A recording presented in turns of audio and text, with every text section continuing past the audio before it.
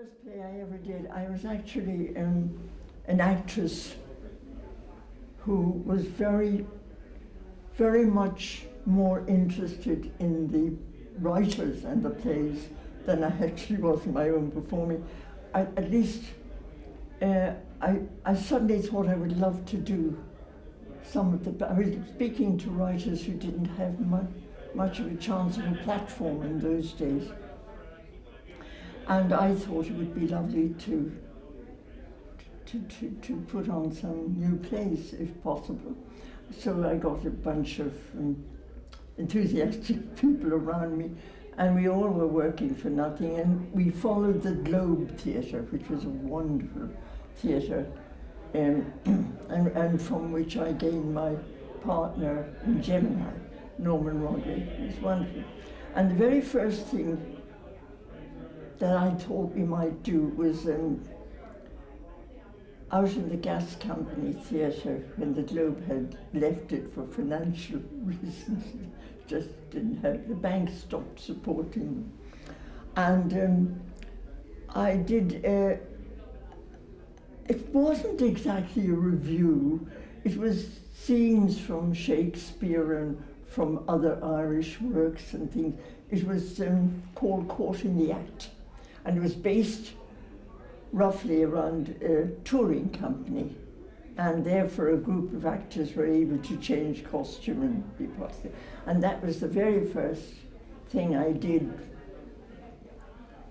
outside of a little play called, it wasn't a play, a Christmas offering in a little theatre called the Pocket Theatre in Ely Place, called Guided Mistletoe, which equally was a conglomeration of people stepping out of books. And we had Shakespeare there, and we had Alice in Wonder, and we had all that. And we had wonderful people.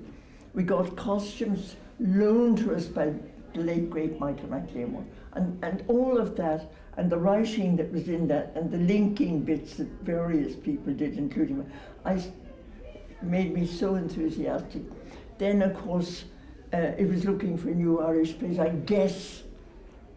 I suppose the biggest thing that happened to me early on, now this is after we had done Tennessee Williams and various people, but people weren't rushing to a young penniless company to give their plays. If they could get them, well, you would understand that. But John B. Keane was different, and he had Sive breaking out all over the place, and it wouldn't go away even though it was rejected in Dublin. And I met him at a festival, I think, and I asked him, would he write me a play? And he did. That was, I might have been, well, he was certainly the first author I ever spoke to who did say yes and did it and wrote.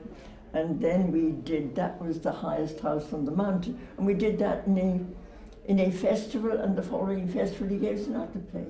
In the meantime, the Globe were breaking up, and they had a lien on Hugh Leonard, and we acquired him sometimes too, quite a lot. And then other writers began to come to us, you know.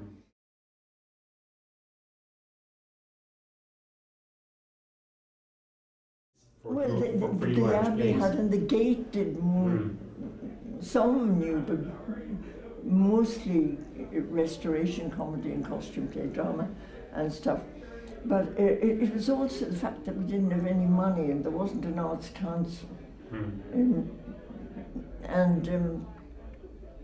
It was kind of raising it by doing other plays like popular comedies in the summer out in the gas company. And with that money we were able to fund anything new that came our way. And then we moved into the Ablana in Dublin and pursued the same thing and did a lot of new plays.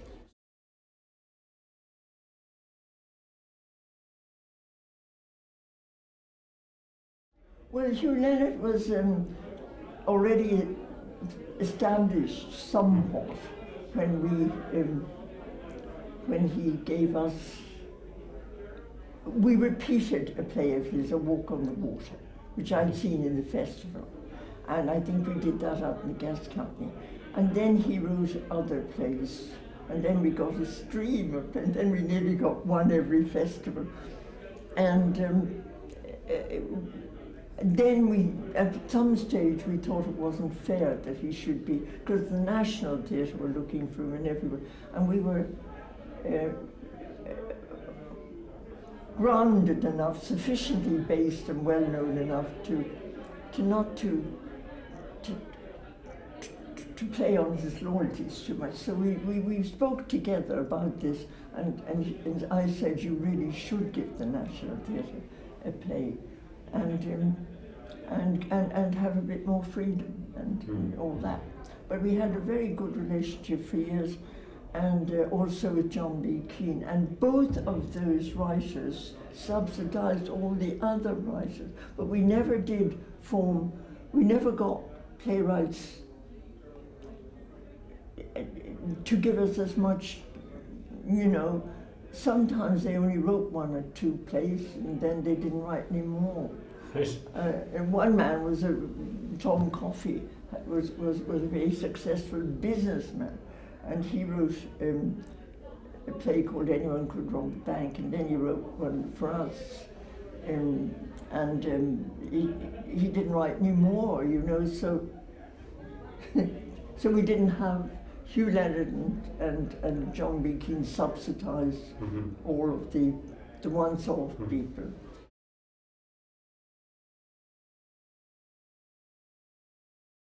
Well, that's why we had to do awfully well, you see. And even when the Arts Council did come into being, we were established and we were running about 40 weeks in the year, which is quite a lot of weeks when you don't have any money.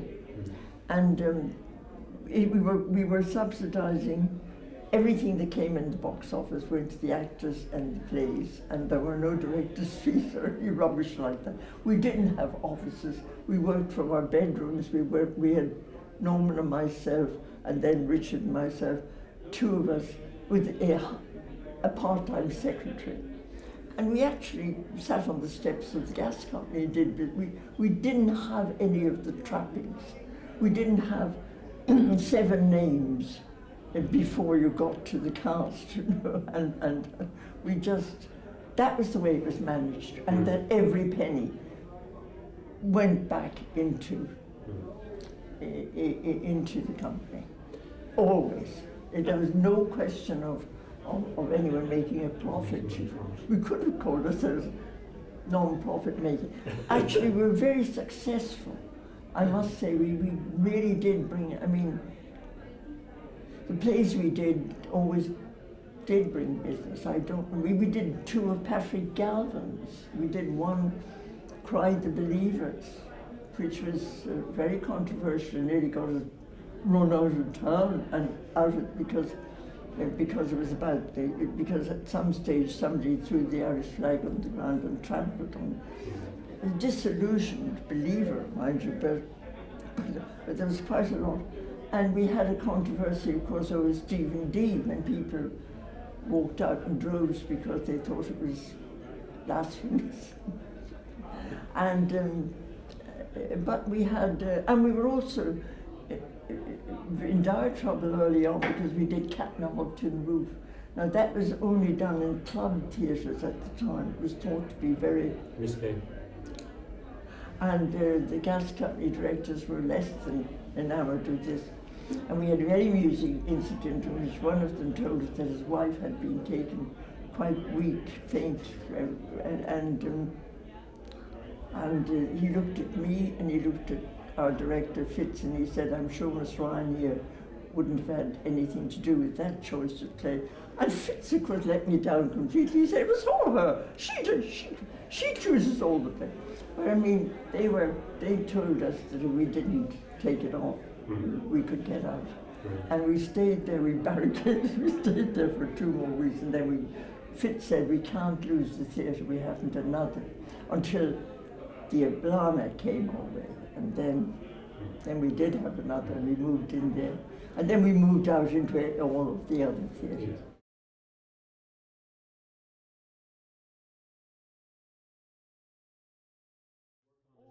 Oh no, they didn't always come finished. And we had we used to read together. Barry Cassidy, who's a splendid script editor, that's just one of his things. We used to sit down and read these, and anything that was sent to us, and if we couldn't, we would send it back with lots of suggestions. But any script that we had, it was worked on, and some of them were, if you got one that was too heavy and too long, then you were much better nicked than if you got a short one. Mm-hmm. But with, for instance, John B. would always say, my great thing is not construction.